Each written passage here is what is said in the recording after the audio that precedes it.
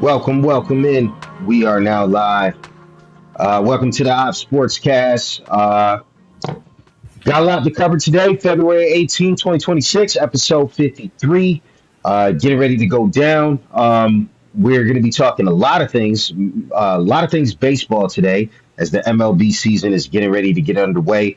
Also, a lot of events starting to occur now as we see in MLB. Of course, the talk surrounding the season was about the impending lockout for the next season, and then we have the director of the MLBPA resigned. So we'll be talking about that. Jordan in the news, some good, some bad. We're going to get into that as well, and then we're going to be talking about some Barry Bonds comments as well about how he's in the hood, they ain't playing baseball. And so we'll be getting into that as well as taking your thoughts and comments as they come in. So make sure if it's your first time here, make sure you join the live conversation, like and subscribe. We're on obviously YouTube. Of course, hitting the like button helps the algorithm, as well as Instagram and Facebook. So we got the crew with us today. We're missing one, missing our boy Josh. We'll keep him lifted. Of course, all love. And then, let's just announce the starting lineup. I like the new background immediately below with the new digs. It's your boy Big Zeke. Yes, sir. And my man in the Yankees uniform, I think. Yeah, you already know. You already know. It's your boy Dave in the cut. Yes, I'm sir. It's I'm that Babe playing Ruth injury jersey. tonight, so I'm gonna fight through it. Okay. All right. All right. Well, not for that. I know this is not how we were planning to start the podcast, but did you guys see the largest card sold ever in the news this week? Was not a Yeah, baseball card, not a basketball card, not a football card, but a Pokemon card. David the Cut Jones, if you guys don't know, loves to collect cards. Yeah. I don't think Pokemon cards is one of those in his collection now, is it? Nah, it's not. Not even close. Now my grandson Ezzy, he loves Pokemon, but no, not doing it. Hey, bro, you got to start collecting them cards now, man. 16, I think it was, what is it, $16 million for one card? 16 million. Yeah, bro. That's 16 million. And it to crazy. make it worse, it was Logan Paul. Yeah. That just makes it worse. What up? What up? Blue Man, Sweet. yeah. Yeah. Well, anyways, let's jump right into it, fellas. We got the 2026 MLB season starting to get underway as pitchers and catchers have been reporting, and we're seeing all the footage coming from all the different teams as they're, getting ready for spring training games. And so now that the off season is largely behind us, who do you think made the biggest improvements in the offseason? And who are you watching to make that biggest ascent? I'll start it off with you, Dave. Ooh. Uh okay, who am I watching? Let's see. It won't be the Yankees. I'm not gonna be watching them closely. Oh, Not going to be that guy, huh? I'm very disappointed with the offseason, bro. I'm very disappointed. Aaron Judge came out the other day, did a press conference. Of course, the media was asking him about that. And he threw his little takes in there about how he felt about the offseason. CC Sabathia has been on X and he's been kind of instigating, you know, comments that other people have made, kind of throwing a little bit of shade at the front office. So the Yankees really didn't seem to think about their fans this offseason. So why should we really think about them? They're always going to be my team without question, but I'm not going to be really looking to I don't even know if I'm going to go to a game this year, to be honest with you, bro. That's just how it is for me right now. But who I will be watching, bro, this might surprise you guys a little bit, but I'm going to be watching the Toronto Blue Jays. doesn't Okay. surprise me at all. I'm going to be watching them because I'm looking for them to plant themselves right back in the World Series this year and I'm looking for them to finish the deed. Now, a lot of people say, "Oh, they lost Bo Bichette." Bo Bichette, he had one big hit for them, and it was a big one, in the World Series. But for the most part, they didn't really have Bo Bichette. So I'm looking to see if these dudes can pick up where they left off. I actually will be watching the Dodgers. Will be watching with fainted breath. I will be watching, hoping that everything that they touch turns to soot, and Dang. that they accomplish nothing this year. That is the highest level of hate that you can project to one team, and it will be There you coming go. from me. All right. All right. Well, there you have it. Coming your way, Zeke. What you got? Hey, I agree with that, Cito. Um, I'm listening to Dave talking about all his hope for the Dodgers failure. In light of Jesse Jackson passing this week, I'm just gonna say keep hope alive, brother. But don't hold your breath because I don't see them faltering much at all. Um, Not at all. somebody I was listening to MLB Network on the way to work, and they said most teams put together a 40 team roster for the season. The Dodgers put together a 120 man roster, and just let the season play out. They got injuries here, they just plug and play somebody else from the minors. That organization is, I mean, hate it or love it, they're built to win. Um, it's going to be hard not to watch them. I'm I'm I'm deep into fantasy baseball, so I'm going to be watching everybody. I'm not going to lie. Um, You, I you start I your league yet? we just started chatter in the group, talking about different rule changes and everything. Um, Dope. we got like another month or so, a little less than a month to get our keeper set. But yeah, I'm looking forward to that.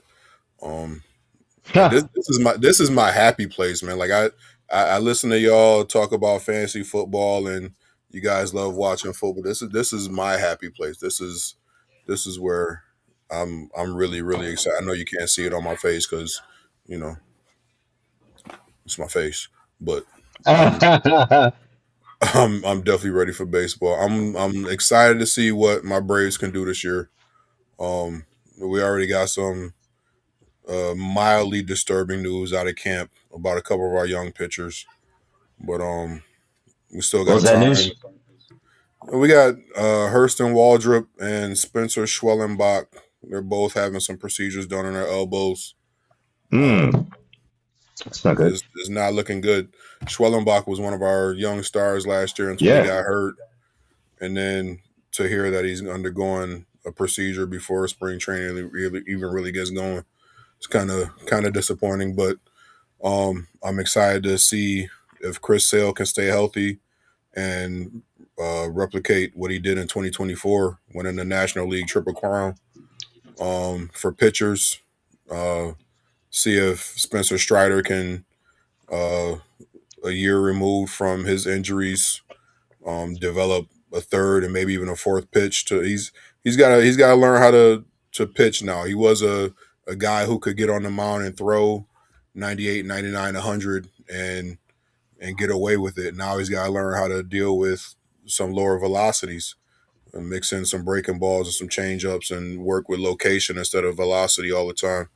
I'm excited to see how that develops. Getting Reynaldo Lopez back, he when he pitched for us in 2024, he had a sub 2 ERA, I believe, and he was just a beast on the mound for us. So I'm excited. We're getting Acuna back, another year removed from his injury. Austin Riley's healthy. We'll see what Ozzy Albies can do. We lost the Big Bear. Yeah, I know he was just a DH, but um, he provided a lot more as far as like a locker room presence and that clubhouse guy that just everybody loved. And sometimes that gets overlooked when you lose a guy like that. So I'll be interested to see in how we do without that. But we got Mike Yastrzemski in there. Hopefully get a full season of Jerks and Profile. Um, I'm excited, man. I'm excited. I'm watching my Braves. I want to see what the Mets are gonna do. Um, I I don't know, man. There's just a lot going on with that roster, a lot of chatter going on.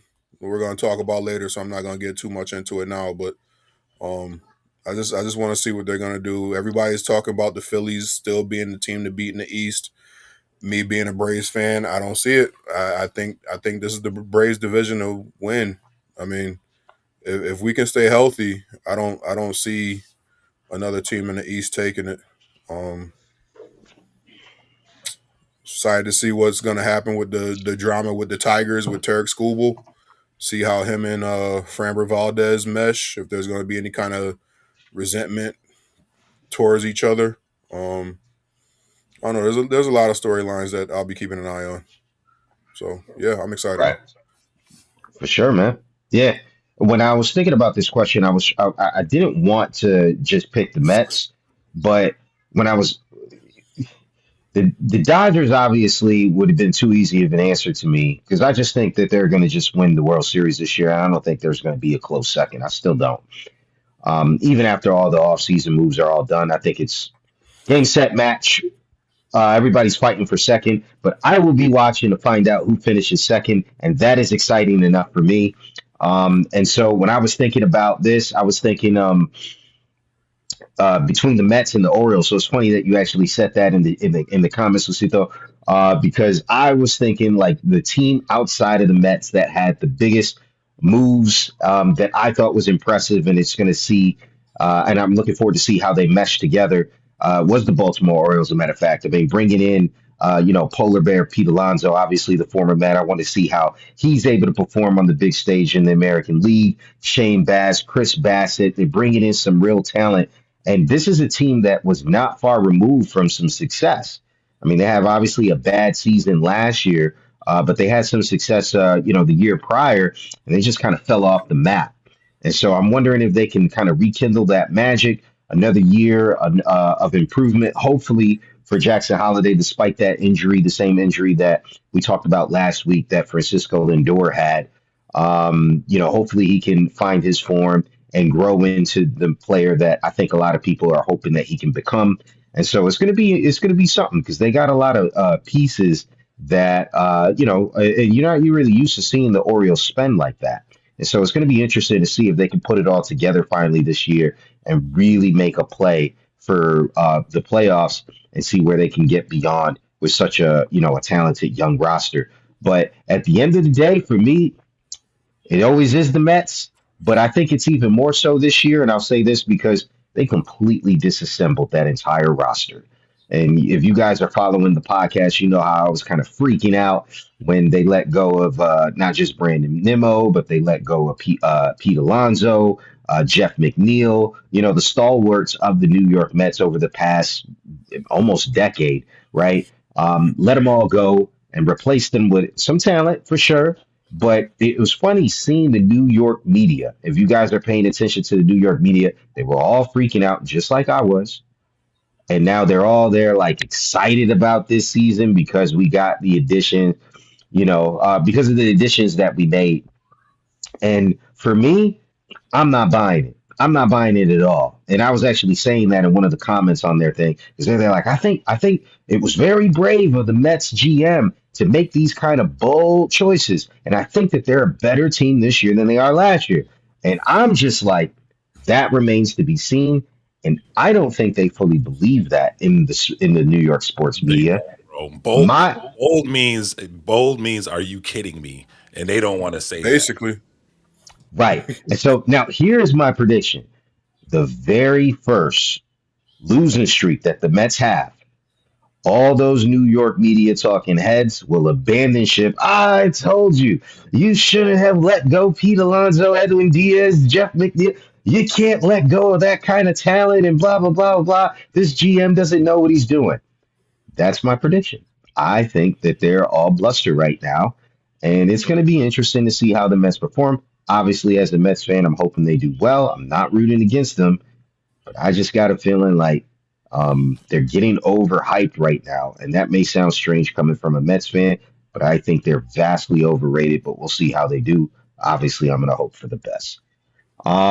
But with that said, yeah, you're right, Sito. We still got some players, but we'll see. we'll see if we're able to turn that into a better clubhouse environment. Hopefully, that's what what takes the day. Polanco, yeah, hopefully he has a good season as well as Bo Bichette. We'll see how he Peasy, does. Peasy. Before we move on, man, I hear you. You said this multiple times over multiple shows. I'm not ready to just hand the Dodgers the trophy. I mean, they were down 3-2 in the World Series, pimp.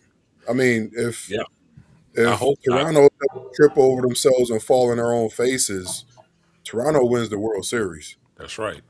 So I'm not ready to just hand them the trophy because they went out and got Kyle Tucker and whoever else they signed. Look, that's why we play Edwin 162 and then Diaz. go on and play, Don't huh? don't forget about Edwin Diaz. Kyle Tucker and Edwin Diaz. That's I cool, but I mean, they were Edwin they Diaz were isn't a starting pitcher. They weren't hurting for bullpen depth that much to the point where it hurt them in the World Series. Toronto jumped all over the starting pitching, who do you and think had a then better offseason though? The Dodgers or the Blue Jays? Being objective. I mean, like you said, they got Diaz, they got Tucker. I mean, those are you got the biggest bat and the biggest bullpen arm available. It's hard to go against that, but at the same time, Toronto didn't lose a whole lot, and they went out and they made some moves too. I mean, they just didn't stand pat. They went out and they replaced whoever they lost, and you talk about a year's worth of experience. Don't overlook the experience that they got going toe to toe with the big bad Dodgers and having them down 3-2. I got a feeling that that team is resilient enough to the point where they can grow from that. And if the Yankees mess around and let the Dodgers or the Blue Jays win the division again, and the Blue Jays get back into the dance, having tasted this year, they're going to want it again this upcoming season. So it wouldn't surprise me to see the Dodgers fall. Will they? Will they get? I'm not saying they're going to lose the West, and I'm not. I mean, it wouldn't be a bad bet to say they're going to make it to the World Series. Obviously, as a Braves fan, I'm hoping against it, and I'm thinking as a Mets fan, you're hoping against it.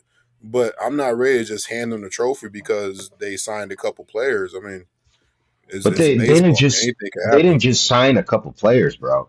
I think you could make the case that they I don't necessarily think that the Blue Jays improved from last year. I don't You think they think they got worse? necessarily improved. When you lose Bo Bichette, I I mean mean, I don't I they mean, was Dave just blew off Boba really Shet. lose Like last year. They didn't really lose much in Bo Bichette. He wasn't like pivotal in what they did to get to the World Series. or in the playoffs. I mean, they went through the playoffs without Bo. Right. Yeah, he had that hit against Otani in what was it, Game 7? He had the Yep. hit against Otani. That was cool, but I mean, and I love Bo. Don't get me wrong. I'm not saying Bo Bichette is a Bo. I wanted the Braves to go get him, Right. and so they is it did. safe to say you think a rematch is going to happen in the World Series this year? It wouldn't surprise me. It wouldn't surprise me at all. Yeah. Because I don't really see anybody else like stepping up in the American League, man. I really don't. Like Seattle. I mean, I think Seattle, they had a great season. Can they repeat that great season? Come on now. I mean, I don't know, man. Hmm, okay, I mean, I the guess you look at that's the the Blue fun of the Jays. season, though, They right? lost Chris Bassett. The Blue Jays lost Chris Bassett. They signed Dylan Cease. That's a huge upgrade. To put Right. an arm like that in the rotation, that's gonna help big time. Yeah, yeah. I mean, it's He's no it's an Kyle upgrade. Tucker, Edwin Diaz. He's no Kyle Tucker, Edwin Diaz. That's bro. I know you said it as a joke, but keep it real. That's facts. That's facts. Let's be honest here. He's just doing But his yeah, best. He's doing his best Brian Cashman impersonation. Man. He's no it's just, Josh Donaldson. yeah. I mean, listen, it's just facts. I mean, the Dodgers won it all, and it is a factual statement. They got better. This is what it is. It just is. On Those paper, those you two. still got to go out and play the games. I mean, Kyle Tucker, he faltered a bit last year down the stretch with the Cubs. I mean, he's thrived in Houston, which is, I mean, for all intents and purposes, a relatively small market team. Chicago, yeah, they got two players, but there's nothing like playing in LA and there's nothing like playing in New York. It's a whole different animal. You go on a slump where you tell your boss you need some time off to get your head right. I don't know if the LA media is going to buy that. I don't know if he's going to survive that like he did in Chicago. You went from the friendly confines to a team that's expected to win from the jump. Like, okay, the season started. Like you said, people are already handing the Dodgers a trophy. If he struggles, and I mean, the Dodgers didn't. They weren't juggernauts the whole year. They caught fire, but they did slump. They struggled early on. For a while, it was the Padres' division to win, and then the Dodgers did what they do, and the Padres struggled down the stretch a little bit. But I mean, it is what it is. You put Tucker out there. Who's to say he's going to perform like he did with Houston and with the Cubs? I don't know. The Great. lights are a little bit brighter in LA, so we'll see. It'd be I nice if he. mean, I don't root for too many players to fail. Um, I have nothing. I have nothing against Kyle Tucker, so I hope he's successful. But it wouldn't surprise me if that first year in LA. I mean, we saw what happened with Francisco Lindor. He was the man in Cleveland. That first year in New York, they wanted to run him out of there. I mean, it's very Yeah. true. But even if Tucker has a great season, he's still probably the fourth or fifth best player on that team in that lineup. He's not, even if he has a traditional Kyle Tucker season, he's not better than Otani. He's not better than Freddie Freeman. He's not better than Mookie Betts. They don't need him to be great. And yet, if he's great, forget about it. He could be bad and they could still win the Listen, World Series. listen. For 60 mil per, they need him to be Oh, for He sure. better be phenomenal, bro. Oh, I agree with that. Phenomenal. Duke Snyder. They don't, no, no, Bro, no, no. They don't need Stan him. Musial. He better be at that money. Fourth best left fielder in MLB history. Stan Musial, man, okay? They need him to be that level of great. There's All right. nothing usual about Stan Musial. Well, in other news, Josh. we saw the MLBPA Players Association President Tony Clark resign amid scandal. Um, I guess what happened is that in New York, there was like some kind of hidden message, or what do they call it, whistleblower. A whistleblower called him out, and then investigation started to occur on Tony Clark to the point where I guess the heat got a little too hot, and he decided to bow out. Now, to be clear, the allegations against him appear to be that of um, uh, improper relationship with his sister-in-law, whatever that means. The Oh, you know what it means. I mean, I mean, it There's could some mean there's some just mishandling of money in there too, bro. But it, that's it, probably it the could. greasiest It, part right there. The sister-in-law thing is probably like next level grimy. well, I mean, it could just mean that he's showing favoritism to family in like maybe Yeah, contracts or. exactly. Oh, You they are weren't very specific. They said improper relationship. To be clear, they didn't say infidelity because Tony Clark, I believe, is a married man. They didn't use that Yeah, he word has to a my sister-in-law. knowledge. Listen, I've Right. been known to say some wild stuff on this show, so I'm gonna keep my mouth shut on this one. So yeah, I Well, we got mean, to say allegedly because I don't. They haven't said or proved anything yet. He decided to step down. But I mean, how big of a blow, guys? And I'll come to you first on this, Zeke. How big of a blow is it to the Major League Baseball Players Association, given the fact that they are in the midst, or at least most people think there's probably going to be a lockout next season? How does this impact the players? on the surface, it sucks, but I mean, it all depends on who they can replace him with. Like it's that next man up mentality that we all have as athletes. Like, yeah, this is our leader, and for one reason or another, he's out.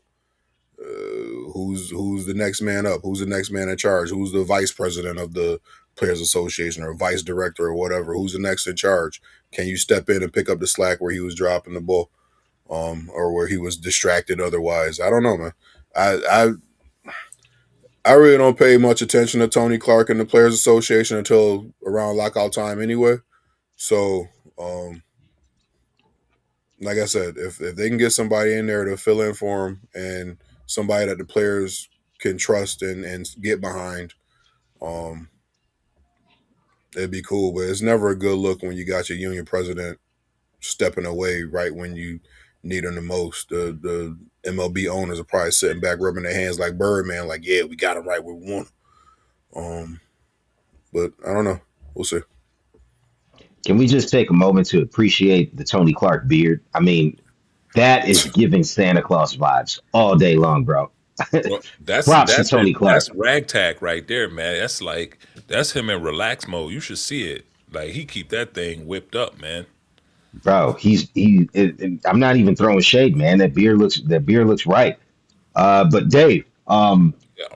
what do you think this means, man? Do you think the players are at a disadvantage coming into the important phase here?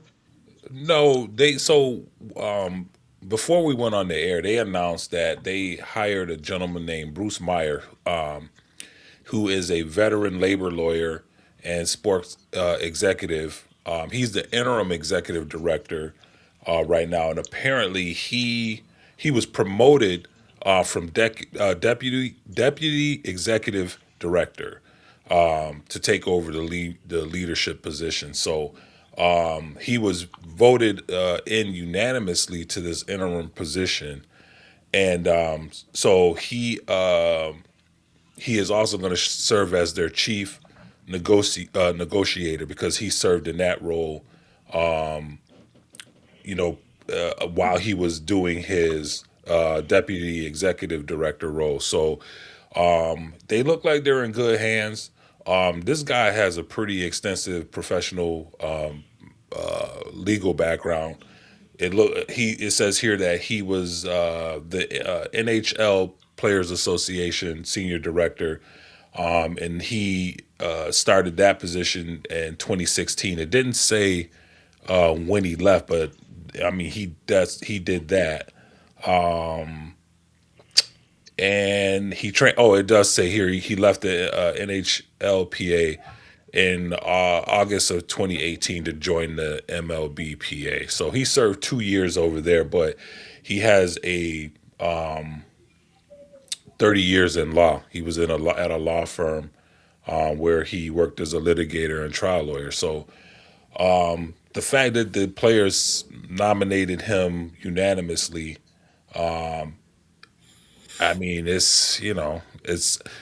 I'm wondering if he's going to take the hardline stance on the side issues, like Tony Clark did. They when in 2020 when we were dealing with the pandemic and we were thinking that we weren't going to get any MLB, we were waiting for them to strike some kind of deal. They had struck a deal, and then Tony Clark started trying to wiggle other stuff into that deal, and it almost sabotaged the deal. But then come to find out, MLB was doing the same thing. They were trying to sneak other things into these deals, so can't really blame Tony Clark for that. But I'm just worried about whether or not this guy is going to stay focused on the task at hand, or if he's going to get caught up in the particulars. Are they going to face the big issue, which was probably going to be the salary cap? Are they going to face that head on, or are they going to try to dabble in all this other nonsense, things that really don't make any real sense in a big off season negotiation that's about to happen like this one? So I never really liked Tony Clark. I'm just going to be real with you. Something just always kind of eked shadiness about him. There was some information about they have a program, a youth program, that's tied to that they actually the MLBPA owns, and it's supposed to funnel money into these programs and stuff. And apparently, there was some shadiness going on with millions of dollars being spent, but very few events being put on for this organization. So I'm sure they're going to get to the bottom of it. And I'm pretty positive that Tony Clark didn't run for no reason. Where there's smoke, there's fire. So I'm assuming that there's more to this. Yeah, that was my thoughts exactly. Anything to this story, fellas? Also, just staying in the MLB, they announced a new rule where they're trying to keep coaches in the coaching box to prevent sign stealing. Um, yeah, I mean, do you think that to be honest with you, I'll give my 2 cents on that. I don't think it's going to impact anything one bit because I don't think the coaches were the ones that were doing the sign stealing. You're right. Cats on second base. Second base. That's exactly it. It's the That's it. folks on second base. But hey, if this helps them sleep better at night, You know what this is, guys? Zeke, what is this? A nothing burger. There you go. Exactly Had what to it think is. had a brain delay. My bad. okay, It's all good, man. all right, because that was my thoughts exactly. I was thinking like what it doesn't even make sense. Like what's the point of this? But I don't know, man. I mean, we got some nothing burgers that end up being something. But yeah, this seems like the most nothing at all. But I um, don't know. I don't know what are base coaches getting and picking up on that. I don't know. I mean, well, it's not like catchers are putting fingers down anymore. Everybody's using the pitch com. So unless you can, pitchers are going to tip pitches, and it don't matter where you're sitting. If you see something, you're going to say something. So Mm. pitchers got to get better with not tipping pitches. Whether it's if you, I was who was I watching? Somebody was talking about how they were successful against Randy Johnson, and they picked up a tip where like if his glove was open, he was going to be throwing a slider or something like that, and if it was closed, it was a fastball. And I think it was Chipper. And he said he never told him until like long after he retired because he wasn't about to catch one in the ear hole. Yeah, I remember that. I remember that. jeez.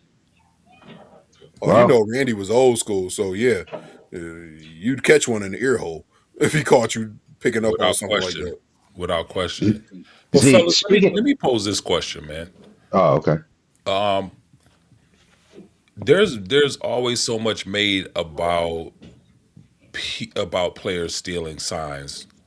Do you consider it sign stealing when you're able to pick up an advantage over someone that's being lackadaisical with hiding pitches in their glove, or if you've picked up the cadence of the between the pitcher and the catcher who aren't using pitch com, do you think it's fair game? Is it cheating? No, Like, no, I That's don't not even think that's cheating. that's It's not part of the cheating. game. What the Astros was doing with the cameras and That the was garbage cheating. cans and That everything, that that was was cheating. cheating. But That was if cheating. whatever you're doing is from dugout to dugout with no technological advantage, you're just watching and observing and yeah, picking up on something. I mean, that's no different than a linebacker studying film and picking up something from a quarterback or something. Where oh, if he does Exactly. this, if he drops back and passes the ball 3 times, he's about to let it go. He jumps in front of the ball, gets an interception. Was that cheating? No, that was just him doing his due diligence. Right.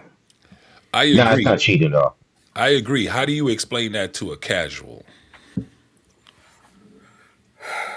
I That's think I we my mean, just again, did. it's like if you're not if you as long as you're not using any like technological advantage, like you got a guy who has a camera that can zoom in on the picture and he's relaying signs like using some kind of flashlight or something like here comes the fastball. That's cheating. But if you got somebody sitting in a dugout saying, "Yo, I've noticed right before he throws his fastball, he I don't know flaps his glove 3 times." hmm Okay, and if you see him flap his glove 3 times and throws a fastball, you hit it 450 feet because that's just an advantage that you picked up in the course of the game. That's not This is cheating. how this is how I would explain it to a casual. As far as when it comes down to is tipping pitches, right? Cheating. No, I don't think it's cheating. I think it's more similar to that of someone playing poker. There's the old saying of you call it like a poker face. hmm Well, when you're playing poker, you're not just trying to see who has the better cards. You're literally playing your opponent. And in poker, it's not cheating. If someone has a tell, you pick up on that. Goes. Good for you. You're doing good. You're playing your opponent. Same thing in baseball. if you're tipping your pitches, if you're giving away signs, because you're being lazy, you're not changing the indicator before you're giving the actual bunt or the steal signal. If you're playing your opponent, it's all part of the game. It's all part of the game, and so that's how I would explain it. I like that. Both of those are great takes, man. All right, appreciate that, fellas. Thanks. All right. Well, let's keep the show moving. We've been on baseball for a little bit.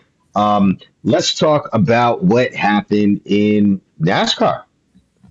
Oh, Uh, 20 and how you say that XI? Is it just you say XI? 23 2311. XI? You know what, bro? I don't even know, man. I'm gonna keep it. I'm gonna 2311. keep it real. I don't So Denny Hamlin, I believe his car was number 11 when he drove. He's the Okay. co-owner. It's him and Jordan. So 2311. Oh, okay. 20 23 XI 11 Racing, 2311 Racing takes the Daytona 500. Now, why is that significant? Why is that news? Because you've probably seen it all over your socials because of the owner of the 2311 team is none other than Michael Jeffrey Jordan, The GOAT. right? The His birthday GOAT was of yesterday, by the way. basketball. Happy birthday, GOAT. And so Michael Jordan has a lot of different interests. The man has like got like a ton of money and a ton of money coming in. He's been basketball. He tried baseball during his younger age. Now he's a golf aficionado, a cigar aficionado. Owned a basketball team, and now he owns a racing team. And that racing team just won the most important race in NASCAR, NASCAR's biggest race, and not for nothing, just over 2 months after settling, excuse me, an antitrust lawsuit against NASCAR. Uh, Fellas, before we get into the scandalous part of this, have you ever seen Michael Jordan more happy? Nah, Nah. he wasn't This like. this Nah, man. Go ahead, Z. I mean, people like Jordan grew up in NASCAR country. Like he's always loved NASCAR. So when he had the opportunity to purchase a team and get involved on that level, that was like, yeah, I got six rings. Yeah, I'm the GOAT. But this is like it's like Joker with his horses. Like Boogie Cousins just asked him the other day, what are you more proud? Would you rather win another MVP or have all your horses win? And he was like, easy, all my horses. Like people just have their passions. Like basketball is what he did, but NASCAR is his passion of his ever since childhood. So to see him be able to get in and make waves in this fashion, man, I'm happy for him. Like you said, it's been a long time since I've seen that boy that happy.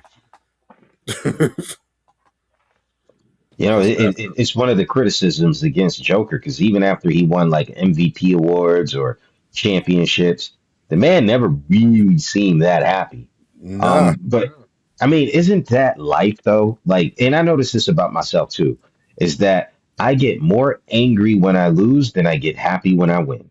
And so, like for me, sometimes I got to just like take a step back and learn to appreciate certain things in life. And I don't know if anyone else there out there is like that, but man, it's like sometimes you're just such a super competitive person that it's just there like you do it because you're good at it. And at the same time, it's like I get the feeling like, he's gonna be mad because he argues foul calls and he'll yell at the ref and he'll slam the ball on the floor when something bad happens. But he'll make a jump shot, game winning shot. Man doesn't care. Just nonchalant about it. And good for Jordan. He found something that he cares about to the point where, yeah, he might have taken a little bit overboard, depending on your take. well, I mean, if you look at it, this is one of those things where he wasn't supposed to do. Basketball, he was supposed to win, and it's like, all right, it's one of those. It was like championship or bust, and if you didn't win the championship, it was like when the Warriors won 73 games, but they lost the championship, or when the Patriots went 18-0, but they lost the Super Bowl. It's like you had a great regular season, but it means nothing because you didn't bring home the trophy. Mm. So Jordan was supposed to win in basketball. Nobody was expecting him to win in NASCAR. Right. And it's just Right. another hurdle where he went out and like, you don't think I can do it? Watch. And yeah, he wasn't the one driving the car. He wasn't behind the wheel, but this is his team. He put the pieces in place to put a successful product on the track. So yeah, that's I think that's where that joy came from.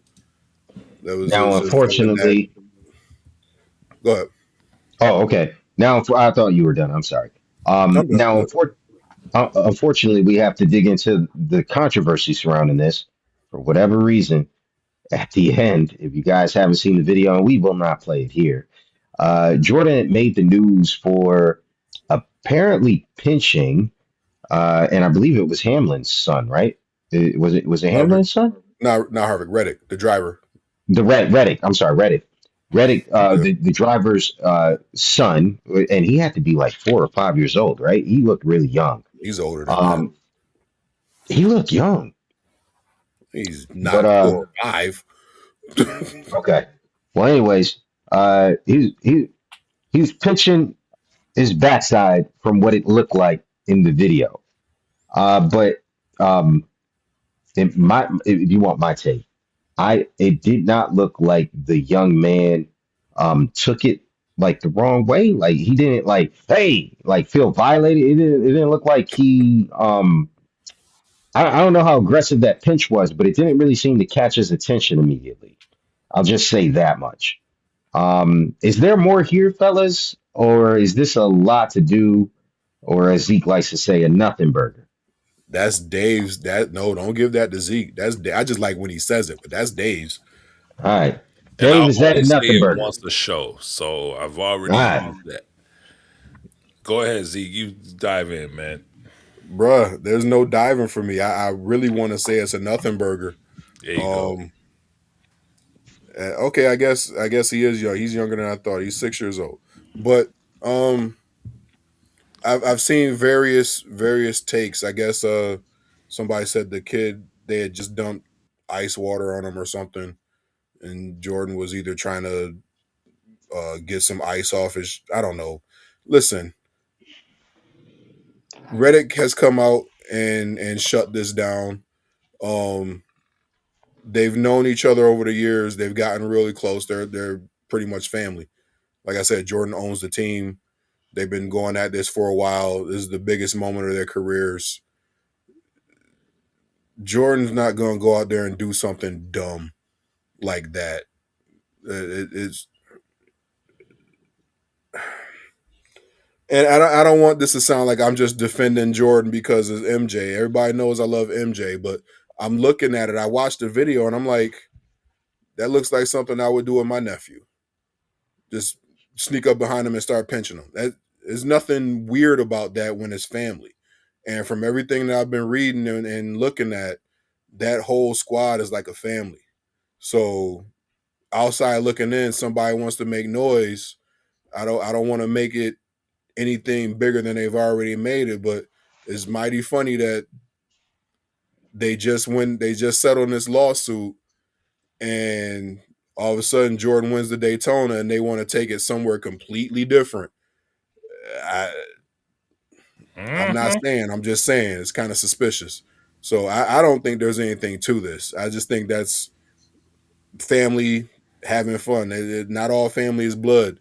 That's somebody who is very close. Like you said, Dave, the boy, the boy didn't jump. The boy didn't run. He didn't look scared or nothing like that. He turned around, saw who it was, and smiled even harder because that's probably Uncle Mike to him. So yeah, to borrow your phrase, man, I know we already used it, but It's all good, nothing Eddie. burger. It's all good. Yeah, Dave, same Yeah. take. So man, so listen. Jordan just won the granddaddy of them all, right? In NASCAR, the 500. All right. Huge win for his team, man. There's a lot of teams out there that have been around for years, decades that haven't won it yet. All right.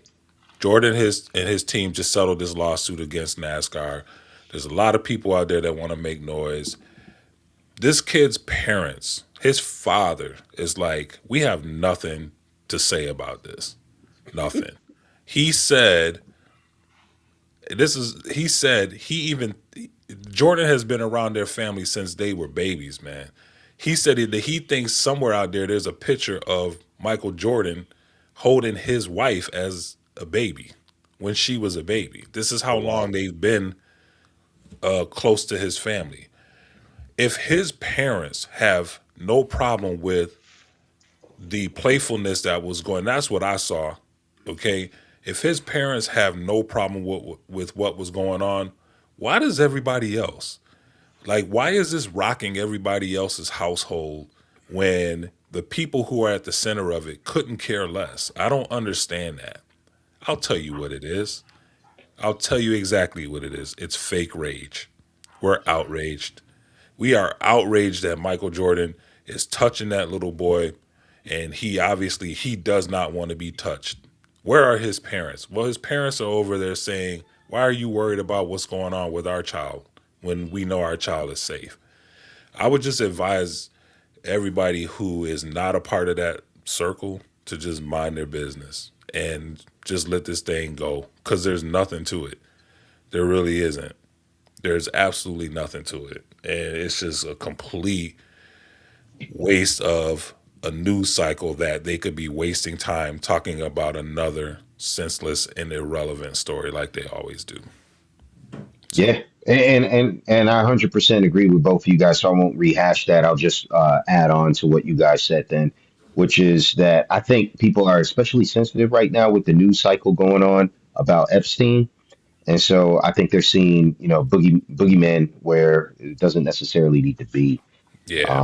But I think that's just because that's in the news cycle right now, and they're seeing it everywhere, or they're trying to catch it everywhere, and so maybe they're looking a little bit too far into that. But um, I mean, not for nothing, Jordan plays basketball. How many times you slap someone on the backside when you're playing sports? Um, but it is what it is. But let's move on from that. I think we all kind of had the same take on that, and so we won't belabor the point. Why don't we get into the topic you wanted to bring to the table, Z? Do we have that video clip? Yeah, we do have that. So we're talking about Zeke, you want to set it up? Yeah, so I saw a clip. Barry Bonds was doing an interview, and he was talking about how baseball has always been dominated by, uh, for lack of a better term, white people.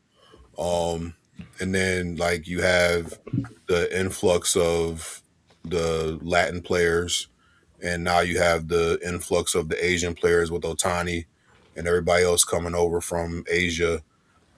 And there's a lack of black stars even from the days where he played. Like Barry, wasn't that long ago. Barry was on the field, and he named a bunch of players that were in the game when he was playing, like Willie McGee and Ken Griffey Jr. and himself and Eric Davis and on and on. And you look around the game now, and I mean, even the players who look African American, you gotta wait till they start talking. I remember my cousin, he's a Yankees fan, and Alfonso Soriano was his favorite player. And then he heard him do a post game interview. He was like, "Whoa, wait a minute, he's not American." It was crazy.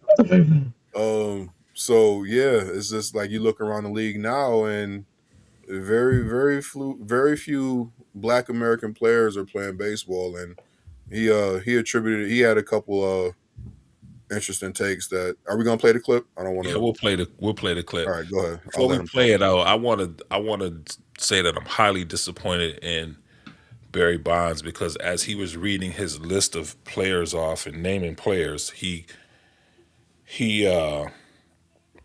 man, the dastardly deed of leaving off Darryl Strawberry when he was naming those players. How dare he not name? He named Eric Davis and didn't name Darryl Strawberry, and they played ball together in South Central LA. So yeah, so I said my piece on that. I'm done. But here's the video. I know you don't care, Zeke. No, it's a legit gripe, pimp. I'm just All my right, bad. here we go. You ready? Yeah, do it. The other race, or if we're going to be technical, white race has always dominated baseball. It was there since day one until Jackie Robinson broke the color barrier. How many star blacks are in baseball? You got star Latinos, you got star Asians, you got star whites. When I played baseball, you had me, Ken Griffey Jr., Eric Davis, Ozzie Smith, Willie McGee, Andre Dawson. I mean, I can name a ton of inspiring black athletes to inspire other black kids to want to play. You have to see it to want it. What is that? An industrial problem. Industry needs to fix it. It is very expensive. I mean, bats are what, $500? Gloves are $300 something dollars. Crazy. I mean, I do something else. I mean, almost $2,000 right now, just equipment. Baseball, it's not as balanced. So why am I chasing baseball when I'm not looking at, okay, I can name Mookie Betts. I can name a few, but I can't name enough to say, Mom, go buy me a glove. You would probably have more black kids want to play tennis because you're seeing it and it's like a tennis racket. I could do that. Tough words from Barry Bonds. I mean, wasn't for steroids, he'd probably be considered the GOAT. Chill. Yeah. Run with it, Zeke. Yeah. If you want, go ahead, Zeke, take the floor. Listen, I it's long been said that baseball is too expensive for inner city kids. Same thing with golf, which ironically are probably my two favorite sports. But kids don't have access to the equipment that they can go out there and play. Like it's not like in the islands where everybody's using wound up rubber bands and sticks and cardboard for gloves. Everybody's on the same playing field. You show up to a little league field with that type of equipment and they're gonna laugh you out of the city, let alone the park. So yeah, basketball more accessible. Soccer, you get a ball, you got an open field, you can run around and kick the ball. You, baseball, I remember when I was a kid, and for me to get a bat was a big deal, and bats were like what $100 back then, PZ, maybe 150. Yeah. Now, like you said, bat you go get a decent bat is $400, $200 for a glove. The cleats, you're not going to Walmart or Payless to get some cleats. You gotta go get a decent pair of cleats from Dick's Sporting Goods, and you paying 150, $200 just like you pay for some Jordans.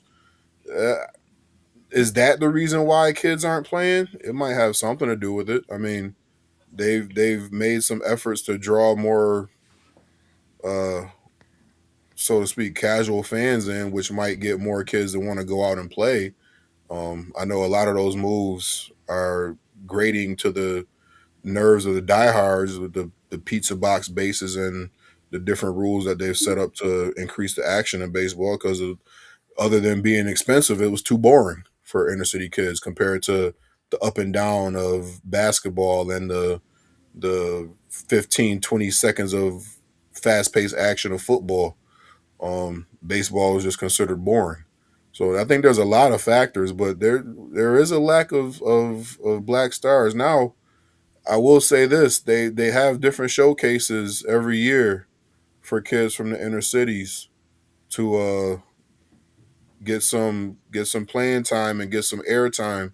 This was the Andre Dawson Classic. Is Yes. that who it is? Yeah, the Andre Dawson Classic. Which if you look at the minor leagues and even in some of the major league teams, we are seeing some black stars come up. But compared to what it was when we were watching PZ when we were kids, they got a long way to go, man. And I don't know how they fix it. He insinuated that it was an industry problem. I don't know if he's saying they need to cut the prices or put some funding into these inner cities to make some of this stuff more accessible for kids who might want to play baseball beyond just the little league level where you can get away with playing with a Walmart bat and hitting off a tee. Um, I don't know. I don't know how they fix it, but something needs to be done because yeah, I mean I'm not gonna stop watching baseball because there aren't any black players, but some people might. I'm passionate about baseball, so I'm gonna watch. But if people turn on the TV and they don't see nobody that look like them, they're gonna gravitate towards other sports. And yeah, I think that's part of what he was saying. Maybe that's just You know what what's funny is that the first point you made I thought was very factual. Is that, when you were talking about, I think, Robinson Cano, I don't know how anybody can watch baseball and not see someone that looks like them, because there's a lot of players that even me, I don't know that these dudes are like Dominican or Venezuelan until like all of a sudden they start to talk. Like, I mean, the center fielder that the Mets just picked up, Luis Roberts Jr. Bro, that dude don't look like anything but black to me, right? And so, like, how do you know that? But when you're watching him play, unless you hear him take an interview or something. man's name was Alfonso Soriano. I mean, it's not like his name was Willie Jenkins. I think my cousin was just slow at the moment. I don't know. I mean, I don't know. Luis Robert, maybe that's a different one.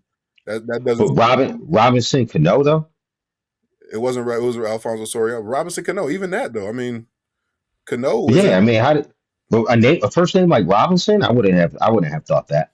I Even wouldn't have last thought name like black. Cano. Yeah. I mean, realistically, the well, because I was just looking it up before when we jumped on, is to say like what was the percentage of African Americans that were drafted in the most recent draft, and they were saying it was low. It was about 5% of the most recent class of draft picks were African American. I mean, realistically, blacks represent about 11% of the population, so they're a little bit underrepresented in that draft class. But a lot of these sports comes down to what areas are you watering, as far as like a garden analogy, right? What areas are you watering? And so, like the NBA, they're hyper focused on international, and you're seeing a lot of people from the international game come over to the NBA. But the same thing has been happening for years in MLB. They've been going into the Dominican. They've been going into the Puerto Rican leagues, the Mexican leagues, and now with this World Baseball Classic, they've been going into the Japan areas, the Netherlands areas, where we're getting a lot of really talented players from these regions. And it's becoming much more of a global game. And so it's hard for all Americans to kind of keep up with that in a lot of these sports. But specifically, I think that African Americans are starting to get left behind because of these inflationary reasons. And so, I was looking at it the other day. One of these podcasts were talking about just the cost of housing since 2019. I'm not sure if I sent you guys that clip because I thought it was pretty interesting how in 2019, like the average cost of the average house in America was about $150,000. And then fast forward to today, average cost for the average house is in, I believe, I don't think I remember it exactly, It but was I'm over pretty sure it was the 500,000. high. It No, It's it wasn't high hundred. 500,000 yet. It was in the high 300s, almost $400,000 is the average house in America, which that's not going back a decade. That's going back since 2019. And so you're seeing a lot of this inflation. Same thing is happening with your McChicken sandwich. Ain't no dollar menus no more. And so all these industries are dealing with the inflated dollar, and it's impacting those communities the worst, especially when it comes to baseball, because the gloves are going through the roof. I got four girls. I wanted them to play baseball. I went to Dick's Sporting Goods, and I was there like, yeah, girls, I'm going to buy you two gloves. And I'm looking at those prices like, ugh, we're going to shop in this section. You know what I mean? Like, this is crazy. Because it was crazy expensive. But it definitely hurt my feelings when they started playing for a little bit and then just put the glove down. I was there like, yeah, I don't like this. Like, how much money I just spent. But like that especially hurts when you're not even sure if you like the sport. And so you can't just casually pick it up. Not like you can casually pick up a basketball, right? It has to be something intentional. And these other countries, they're intentional. They're intentional. They're institutionalizing it. And there's just easier ways for the African American community to get out of their environment, and they're taking it. They're taking it with basketball. They're taking it with football, and I don't think they see that easy route uh, like in baseball, like they do in other countries like the DR. Like, hey, this is my chance to get scouted and get out of this area because they're not they got these leagues in those areas where they can get noticed very easily because the scouts are there. And so, the game grows where you water it. And unfortunately for baseball, this is what's happening to this underserved community. But Dave, Is the what's your take RBI on this? is the RBI program still going on? Like I remember that was kind of big when we were balling. Yeah, Yeah, I it was don't know, actually. man. Oh, go ahead. I played in the 40-1 league, but and You then play 40 and 1? yeah, way back in the day. Dude, that's my stomping grounds, man. I Yeah, love 40 and 1. I played in 40-1, man. I grew up playing in that league, and it's, I mean, back then what they used to do, man, is they used to pool the equipment. The coaches had the equipment. 40-1 would have a huge bag of equipment, bases included, everything. They kept it locked up, and the bags Yep. were numbered. All your stuff was numbered. When your team went out to practice or play a game, you went over to the storage unit, unlocked it, you took your stuff out. Afterwards, you made sure your stuff was clean, and you put it back in the bags, and you put it back in the lockup. And you were responsible for taking care of your gear because your team got assigned gear at the beginning of the year. There were extra gloves in the bag for kids who didn't have, gloves. There were balls galore, balls, and you just you had the gear, man. You had the equipment. You had everything that you needed. Look at this glove, man. I just bought this glove for my Frankie Lindor glove for my grandson, man. It's a nice glove, brand new. This glove, he's 7 years old, $60, and this is not.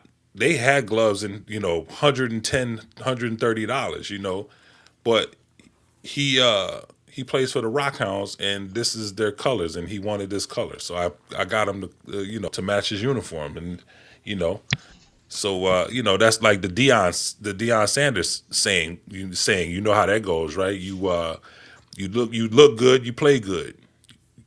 You play good, they pay good. So I want them Yep. out there looking good, man, and playing good. So it doesn't matter to me. The money aspect is an investment, man. You know what I'm saying? However, I will say this. I think that when you look at the stars that sit back and say it's an industrial problem, how many of these multimillionaires have programs where they're giving back and they're actually investing their money into it? And going into these neighborhoods and saying, you know what, I'm going to take my money and I'm going to invest back into it in the city that I came from, in the city that I grew up in. Now I know there's a lot of players that do it, but it takes more than just a few. Now, in my opinion, yes, the equipment is expensive, but who knows what the most expensive youth sport is for a parent to finance? Hockey. It's hockey. It's hockey, bro. A kid, a kid at when he gets into like a competitive league where don't let him be a goalie, okay? Because the goalie, I've been told goalie pads and stuff could go up to $1,000, man.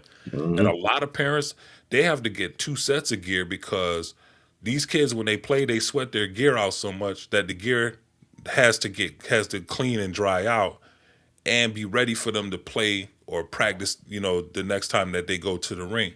So they need two sets of gear so they can rotate out of it. I don't know how true that is. Now I know one gentleman, a friend of mine named Bill.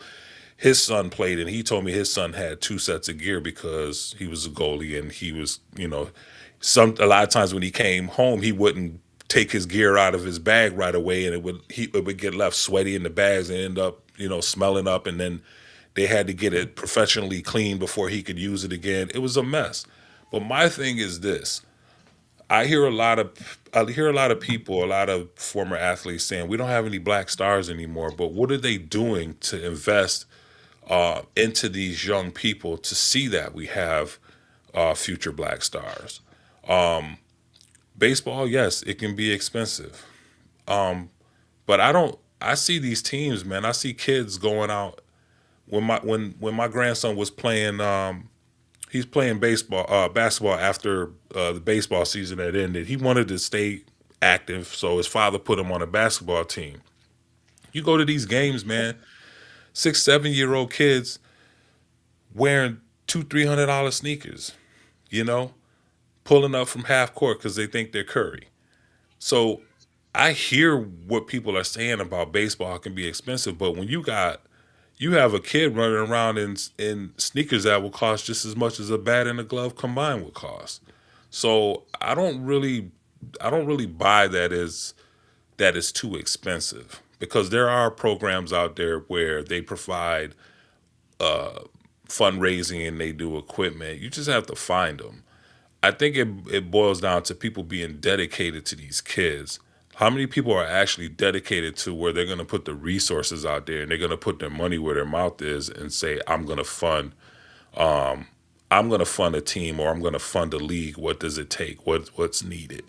Because it's definitely possible, but the people with the pull are the ones they need to step up. They need to step up to make it happen. What's the difference in it happening in the Dominican or a Puerto Rican community? You know what I'm saying? It's like you go down to the DR and it's like, of course the MLB is putting a lot of money into these facilities. They have facilities down there, man. Why aren't they doing that on U.S. soil? Where are the facilities on U.S. soil that they're doing? We never hear about those. Do they exist? We know they just exist in Puerto Rico and the Dominican and places like that, Panama. So I don't know, man. It's like, I think a lot more can be done by the megastars, of these sports to grow the game and to bring kids along that looked like them when they were younger, and to introduce the game to them in those communities and to keep them interested. Yeah, You and think if it I could has just something add to on do to with that. like? Huh? No, I I was just gonna wanted say to add like. on to that, Dave. Go ahead. But Go ahead. go ahead.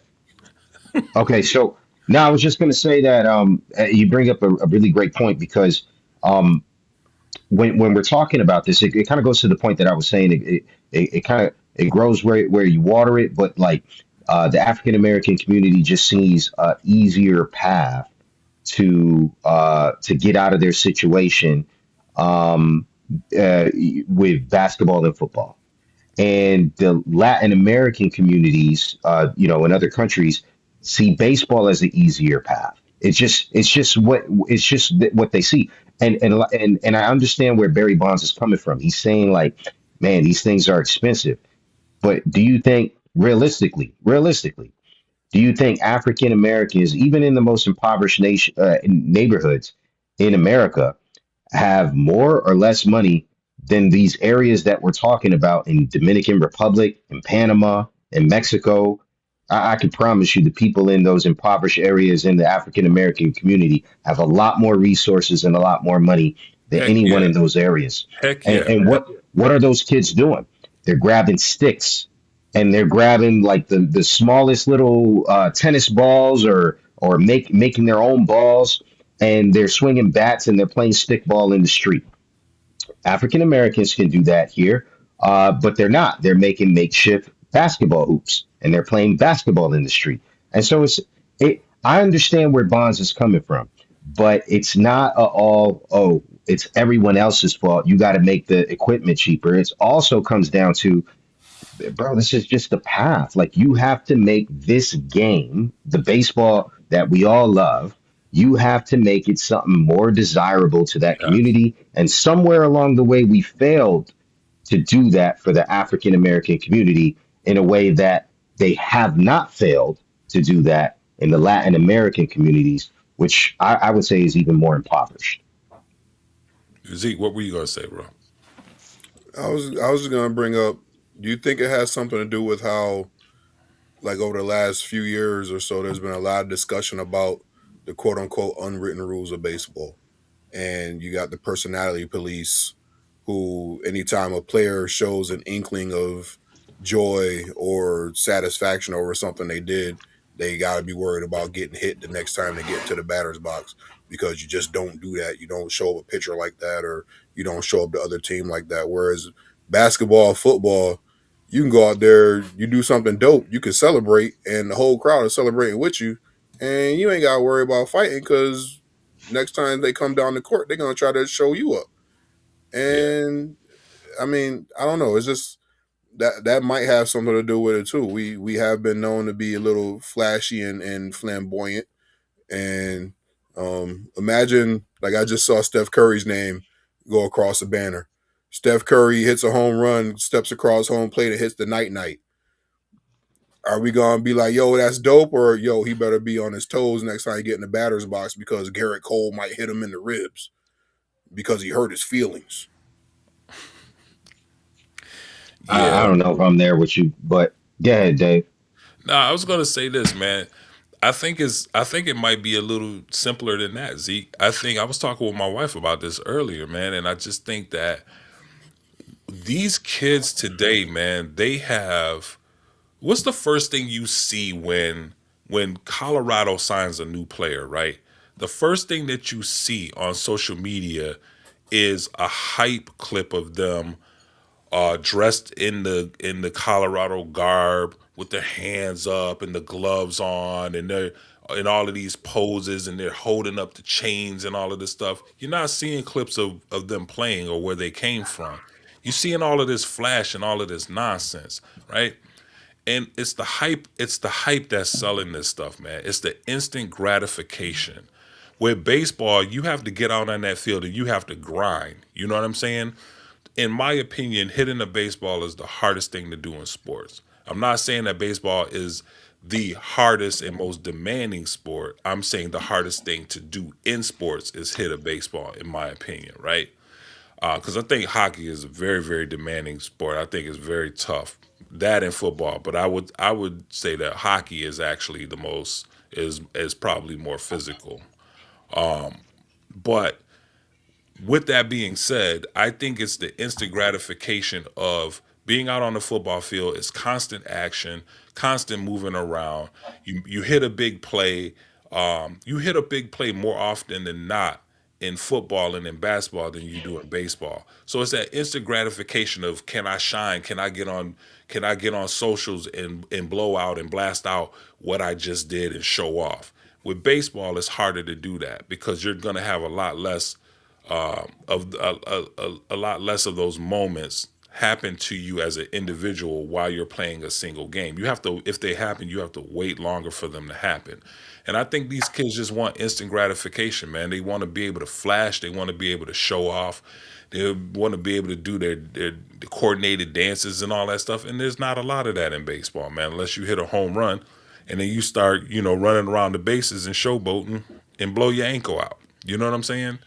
So Let, I had to throw that in there, Zeke. My bad. can No, I you, bring up one more no, point you. here? Like, what do you guys say to maybe this line of thinking? And I don't know if I'm 100% correct on this, but this is just where my brain goes to. If you're in, let's say, if you're in the inner cities here in America, right, and you do well, you're a great athlete. What's the feeder system to these pro sports? The feeder system to baseball, or excuse me, to basketball is the college game, right? The feeder system to the NFL is the college game. The feeder system to MLB is not necessarily the college game at all, really, because even after if you do well in college, you still need to go play minor leagues. You still need to go play single A, double A, triple A before you even get to the major leagues, right? Now, if you're in another country, are you getting a scholarship to go play at LSU because you're really good at baseball? I don't really know about anybody getting a scholarship. Now, are you, if you're in DR, are you getting a scholarship to go play basketball at LSU? I I haven't really heard really stories like that. So what's the feeder system?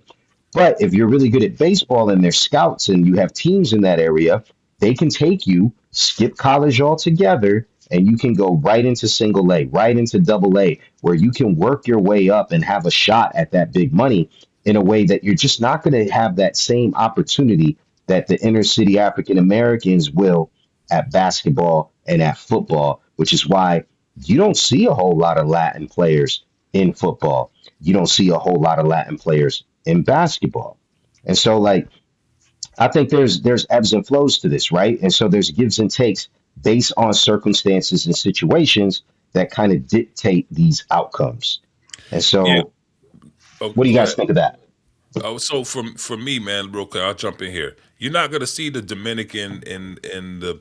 You may see some Puerto Rican, players that get recruited to go to the continental G1? U.S. colleges and stuff like that, right? Because down there the education system is different down there. In Right. DR, it's like you're born and you are groomed to play baseball because with baseball you can get an invite to a camp without having a college education. You know what I'm saying? It's like they're not checking you to see if you graduated from high school to be able to get into the majors. With football, with NFL, you're not getting like just coming into the NFL as a high school player. You got to play at least 1 year of college football, and then oh by the way, you got to get it accepted to a college. You know what I'm saying? There's SAT, SAT. What is it? What's the other one? ACT, right? ACT. Yeah. Yeah, And the with ACT football, it's 3 years. You got to be 3 years removed from your high school or senior year. for football, right? Yeah. Yeah. So you're not with basketball you could do the one and done.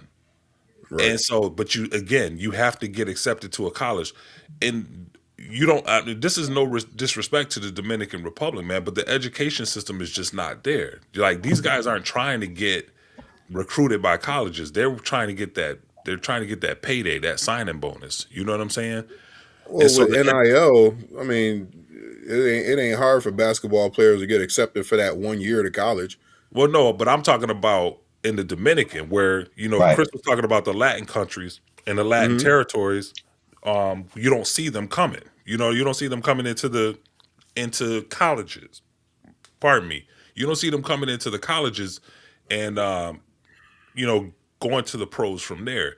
And that a lot of that has to do with the education system in those places because they're not pushing kids to try to go to college and get a good ACT or SAT score to get accepted to a college, or they're not getting recruited because a lot of these colleges know these guys they are looking for the payday. They want to get their families out of poverty. So I And would these kids are getting drafted young, Dave, like they 15, are, man. 16 years old, and they're getting thrown hundreds of thousands, millions of dollars Billion. at these 15, 16-year-old kids. Crazy, bro.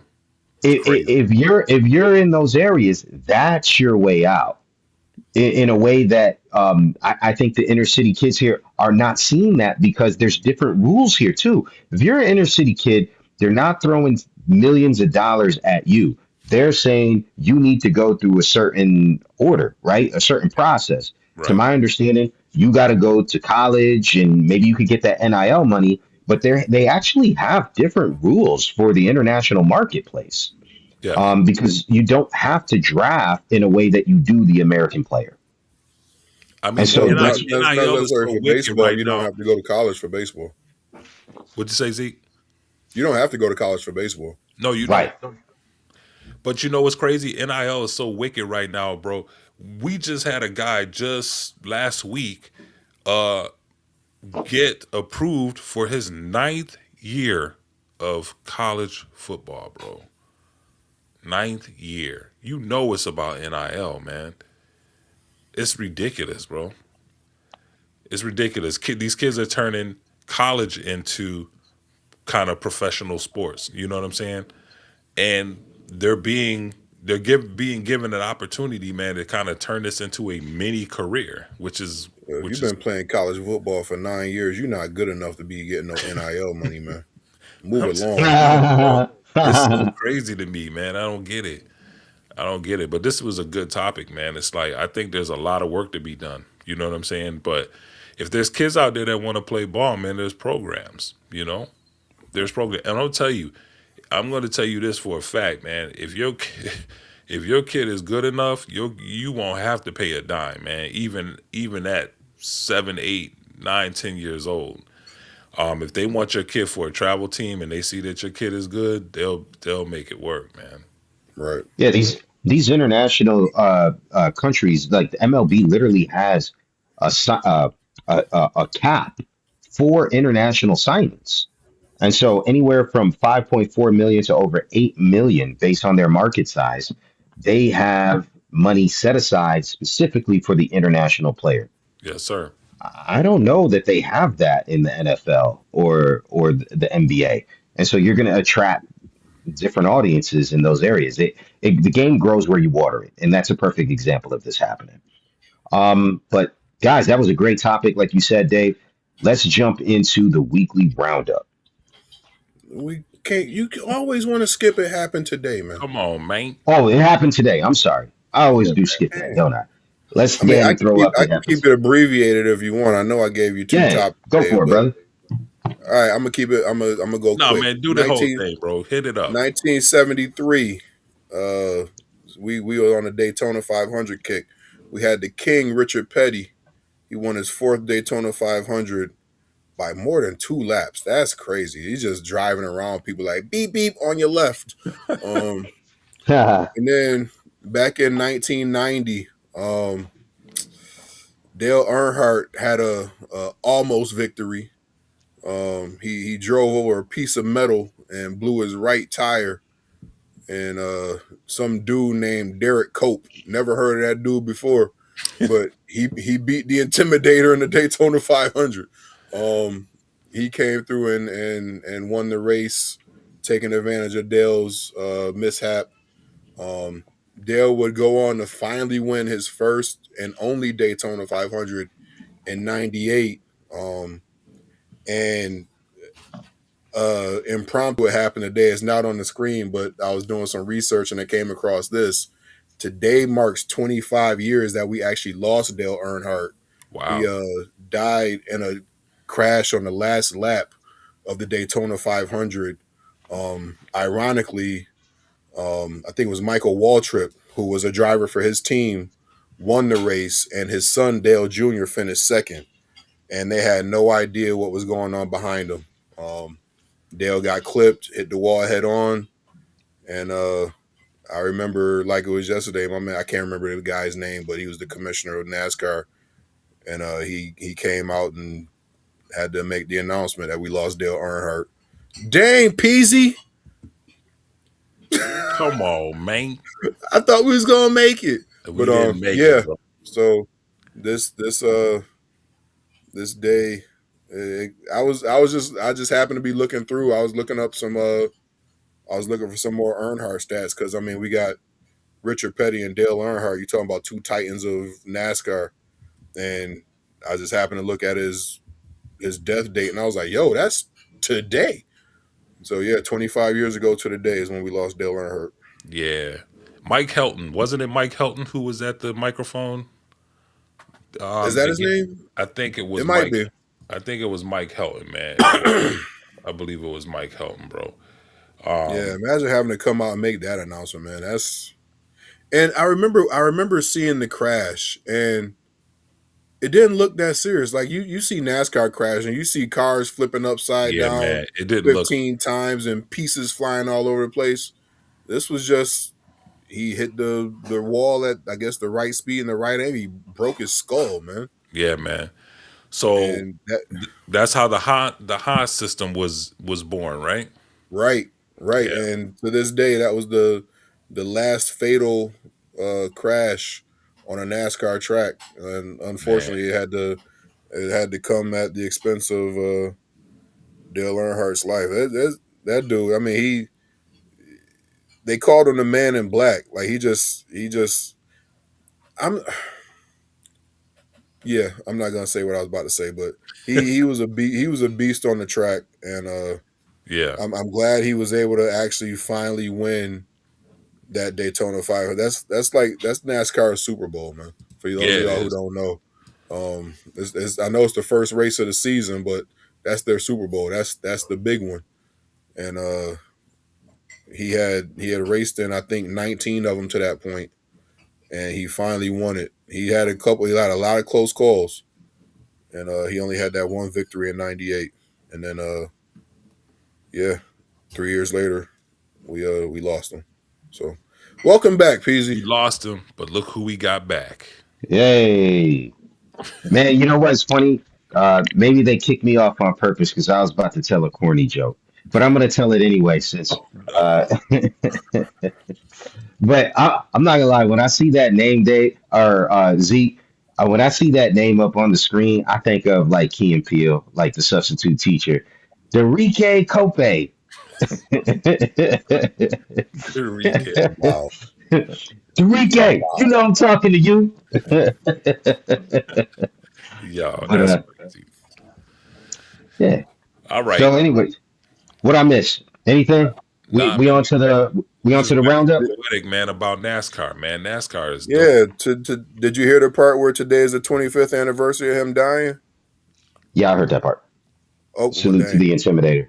My man said, "Keep it going, keep it pushing." Hey, yo, yo. All right. So I guess we could get into the roundup real quick. Yeah, let's do that. All right, straight up.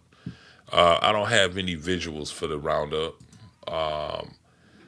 Let me jump into this real quick for the weekly roundup, man. So I learned, shout out to Brady, man. Brady put us on to this.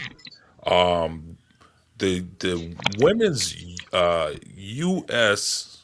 hockey team has 8 former Bishop Kearney students competing at the 2026 Winter Olympics, man. That's That's crazy. crazy.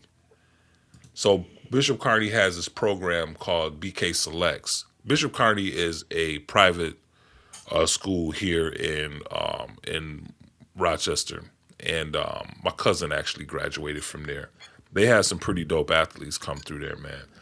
And so five of Team USA alumni are athletes from the BK Selects program, and they're actually playing on the U.S. team, with Layla Edwards being one of them, Haley Wynn, Caroline Harvey, Ava McNaughton, and Kirsten Sims. And then there's 3 additional Olympians right now that are playing for other teams. They're representing their native teams. Team 2 for Team Germany and 1 for Team Czechia.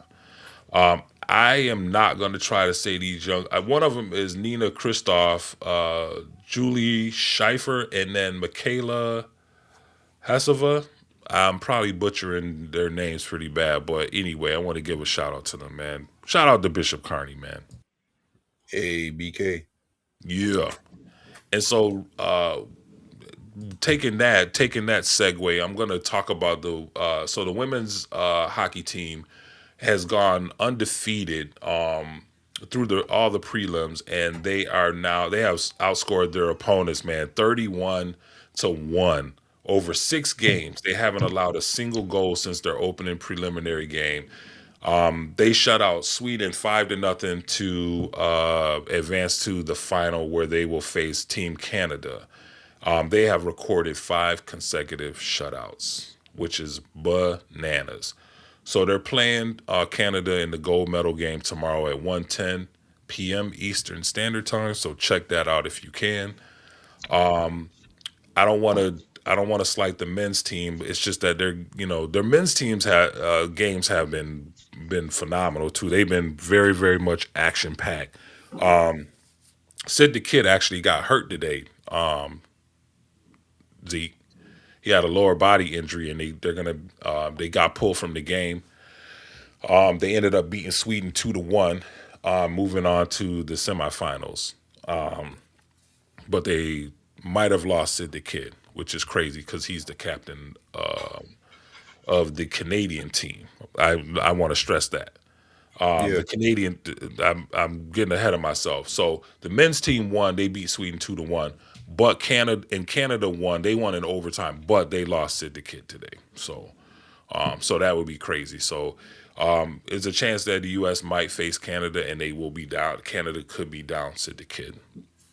So They got to win this next game. I hope they're not looking ahead to Canada. I know I hope everybody's not waiting either, for that bro. US Canada rematch, but Yeah, don't overlook your opponent, man. yeah. They would really play themselves, bro, if they overlook. Who is it? Finland? You know what? I don't even know. I have to look it up, man. I'll get that information to you. But all right, Chris, I'll let you continue with that. Yeah. Uh, which one are you? I can do it if you want, man. Yeah, Let's go talk ahead. Go about ahead. Yeah, let's talk about this. I think I'll jump in this because I think I do have one image here for the roundup. Uh, Cohen Oh, says no to the shucks. capo. No capo. So yeah, man, this is crazy. Steve Cohen, the owner of the New York Mets, says, quote, as long as I'm owning the team, there will never be a team captain.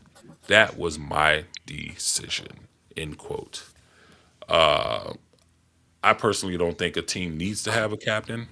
I think it's kind of dope. The Yankees do it. They rarely did it, but they've it's been pretty cool how they do it. But again, like I said, I don't think every team has to do it. But Peasy, what do you think about it? yeah, I think the story is kind Uh of a oh. nothing burger as well, man. I'll tell you the same thing I told you offline, which is that I don't have a problem with it. I mean, the person who with this would hurt as far as becoming a captain currently on the New York Mets would probably be Francisco Lindor, and the fact that he's not going to be able to be the captain has no impact. Um, it it's not like he hasn't played well during his time here or led by example during his time here, but I mean, what are the results that he got us that we could say, hey, he should be the captain? We've had multiple collapses during his tenure, and so like, why would we make that guy the captain? He wasn't able to navigate us away from those multiple collapses, and so ultimately, if he feels this way about a captain, it's a glorified role anyway. So I don't think it's a big deal. I really don't. I really don't. Last time we had a captain, it resulted in no championships either.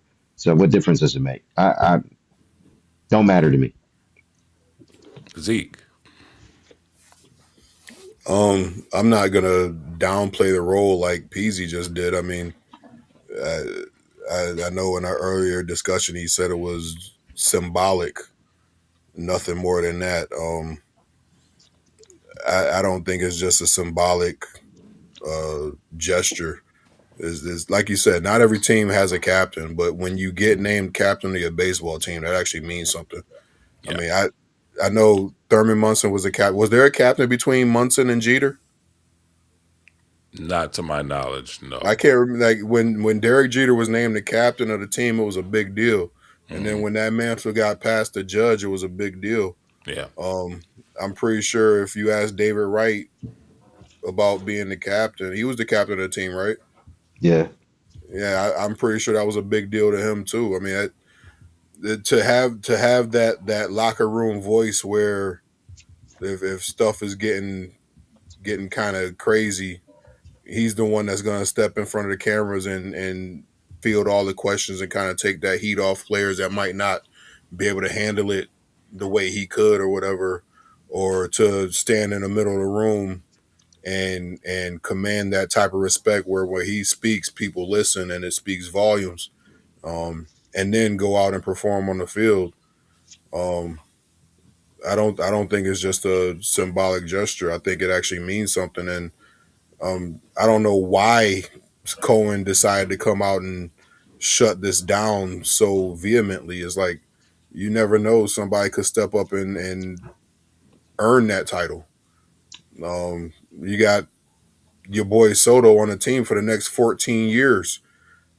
Who's to say he can't step up and be that player who goes out and he's leads not the that team in guy that though. manner?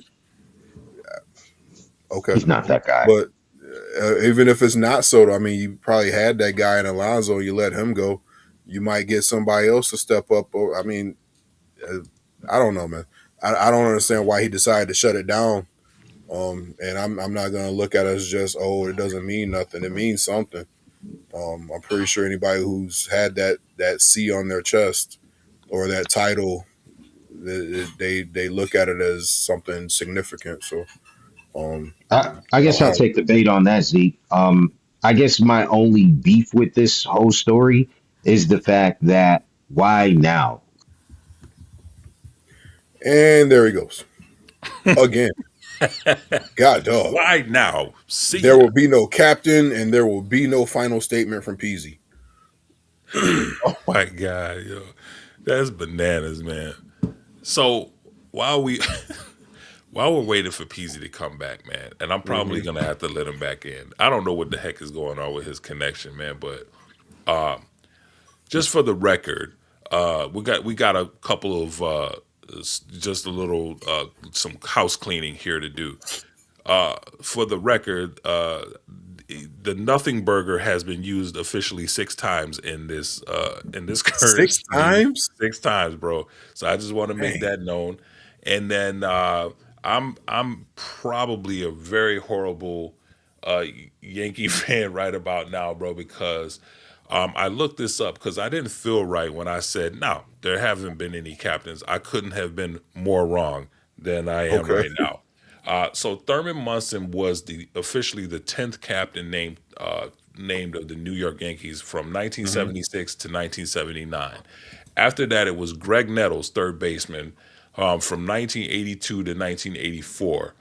Then there were co-captains from 86 to 88 with Willie Randolph, second baseman, and pitcher Ron Guidry, okay, Gator. And then we had Don Mattingly from 91 to 95.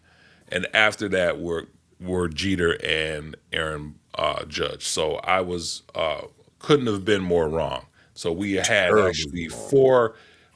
four other, well, three other with one of two of them being four of them, I'm sorry, with two of them being co-captains between Got you. Thurman Munson and when Jeter became the captain. All right. I don't know why I thought it was Munson and then no. I mean, you rattled off a bunch of names who are definitely not nobodies. Like every name you mentioned, I'm like, I know him. I know Right. him too. But for some reason, when I think captains, I think Munson, Jeter, Judge. Right. Right. And so yeah, man, I don't know. I don't know. I just that kind of was just that was fleeting for me and I completely got that wrong. So And my coach probably would have fought me if he heard me say that because Willie Randolph was his guy. So oh yeah, you would have been definitely getting in yeah, trouble, bro. coach, don't watch this episode.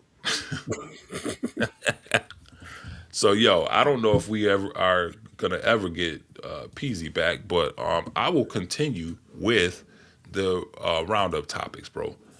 Okay, So yeah, let's do it. enough of Steve Cohen. We'll Yeah, get boo, him get him out out of of there. here. Yeah, Look like a cornball. he's out of there, man. Cain Velasquez, man, released from prison, and we're both UFC fans. Peasy's a UFC fan too. I shouldn't say that. I believe we're all UFC fans, bro. But either way, former UFC champion Cain Velasquez was sentenced to 5 years in prison in March of 2025 following a 2022 shooting incident in which he chased down and shot at a man accused of assaulting his child. Okay. He received 1,283 days of pre-sentence credit for time served while awaiting sentencing, and was eligible for credit earning opportunities while incarcerated. The California Department of Corrections said in their statement. We probably should tread lightly on this topic as far as like verbiage, but we're both parents, Dave, so we you gonna gonna get make me into tread this. lightly on this one? Nah, we gonna get into this, bro. They had a mariachi band picking this brother up when he got released, and I thought it was completely dope. The fact that this man was even charged is a travesty. Shout out to Cain Velasquez, man. I listen. There are better ways to handle things than violence, but it is Mhm. sometimes our emotions get involved, especially with our children, man. our emotions get involved, and while you don't condone it, you understand.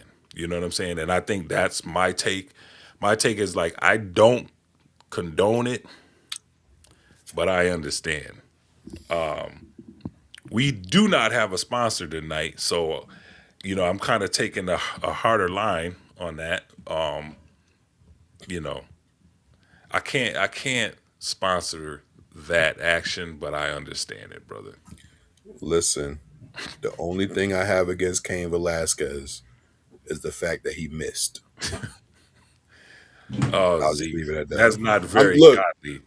it's not, but bruh, look, huh. Well, actually, I don't think he did miss. I think the gentleman he was trying, I don't even want to call him the gentleman, the dirtbag he was trying to hit, Uh-huh. he had his father in the car with him, and I think his father ended up getting struck and hurt.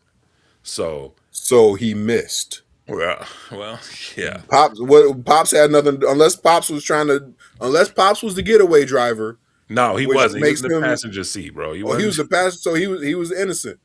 Yeah, He didn't know what was going on. Why is this dude chasing us? Oh my God, I'm hit. Yo, Pops ain't had nothing to do with it. Kane missed. It- it- yeah, Listen, you a UFC fighter. Put the gun down. Put hands on this man. yeah. I agree, Am, man. am I saying delete him, unplug him from the matrix? Not necessarily, but make him think twice about it. Indeed, indeed, indeed. Listen, I tell people all the time, like I'm a laid back dude. I know some people they might watch this podcast and think I'm mean. They think I don't treat y'all right. I'm a laid back dude. I'm chill. I don't let nothing really get to me. But you touch mine, I'm gonna touch you back. I feel you, man. I, I hear you. I, I made a promise to my son when he was born. I'm gonna protect him from all dangers. Indeed, And bruh, you cross that line. I'm crossing that line with you. I feel you, man. I'm with you, bro. I hear you. You know me, man. I got 4 daughters, man, and a son. So Right. you know what I mean. So you know, And granddaughters and I grandsons. got 3 grandsons and 3 granddaughters. So you already Yeah. know I got a So lot more to you got lose than plenty you. of them. Yeah, I tell people, man, I got a lot more to lose than you. So don't let the smooth taste fool you, man. Right. You know. All right, brother. So Chris Peasy sent us a message and it says, I can't get back on. It's a sign we need to wrap it up. He ain't trying to get back on. He not coming back, bro. He All ain't want right. to come back. He was mad. He was mad you put Steve Cohen on the screen. He was trying to get out of that topic. All right, Sucker. man. All right. So I guess with that being said, bro, I guess we will wrap it up, man. Oh, he said he's on now. Oh, is he? I Where guess. I don't know. I'll plug him back in real quick so he can do the. Boo. I'm just Just waiting for throw him that to out there jump before in. he He's gets not here. in yet. As soon as he pops in, I'll jump. I'll throw him up there.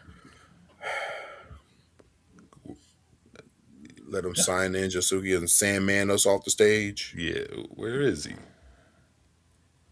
He logged into the wrong one. He probably is in the wrong session. I don't see him, man. Come on, Peasy. Where are you? Yeah. So while we're waiting for Chris, don't forget to watch this hockey game tomorrow, bro. I'm going to a Amherst game, a Rochester Amherst game. This will be my second game. I got invited. My boy Chris from work, man. He has. So we got a lottery of tickets that we get from the folks that own our building where we work.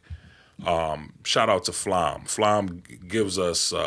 They come out with the list of games every year, and they say have at it. Even let us know what games you want, and we'll try to get you the tickets if they're available. So I was able to get some tickets for a game back in, I believe it was either October or November, and my boy Chris from work, shout out to Chris, Sabres fan, he was able to secure some tickets for the March 13th game. So I'm going to be going to that game, man. I'm looking forward to that. So we're going to be doing a couples night. So I'm looking forward to that. So Peasy said he's done, man. He said he cannot get in. We're going to wrap it up, see. Yeah, let's do that. All right, man. So we appreciate everybody tuning in. Thank you for watching. Don't forget to like and subscribe, and join us next week. I believe next week we're going to be doing right fielders, top 3 right fielders, and we're going to add a little wrinkle to it next week. So make sure you check that out. And with that said, I'm going to sign us off. Always remember, it's very, very, very good to be nice. Don't pay any attention to me. I'm signing off. We're out of here. Push the button, Dave. Zeke, I'm tired, bro. Let's get out of here. You gonna throw up the deuces, or am I gonna do it? Deuces. Deuces. Everybody have a great night. Peace. Oh man.